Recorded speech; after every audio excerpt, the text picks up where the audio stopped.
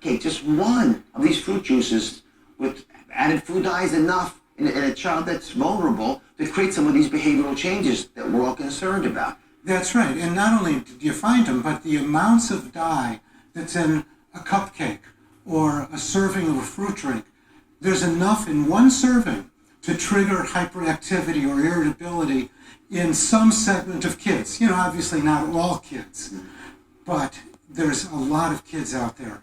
Just one serving. Just one serving.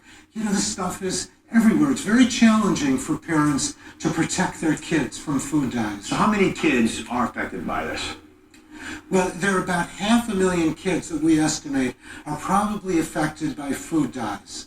So it's not every child, but I think every one of these is a real tragedy because these symptoms are just terrible for the child, terrible for the family. And when you see, as Dr. Green mentioned, remove dyes from these kids' diets and their behavior improves. Within a week, I heard. Within a week. So all this information went into a recent report to the FDA. And so we reached out to the FDA for a statement. And here's what they said in part. The FDA has reviewed and will continue to examine the effects of food dyes on children's behavior. The totality of scientific evidence indicates that most children have no adverse effects. They wanted to say their parents are concerned, they can talk to their doctors and read the labels. I was sort of caught up by that. In most kids, is this an acknowledgement from the government that there's a problem here? It's a backhanded acknowledgement.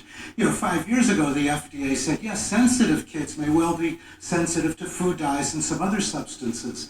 But the FDA is really hiding this from the public. It's unfortunate, and it's really because of food industry pressure that's keeping the FDA from doing what its responsibility is.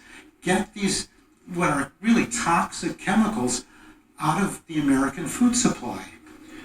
Hallelujah for that. And it should be, but you don't have to wait for the government to act.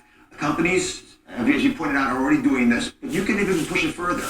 These food dyes are going to affect you in ways you can't predict. So why not just reward the companies that are very wisely taking this stuff out of the food supply, right? Reward them by buying their products. And there's some surprising places that dyes are found that you won't believe, and they're hiding in there. We're going to tell you how to avoid them when we come back.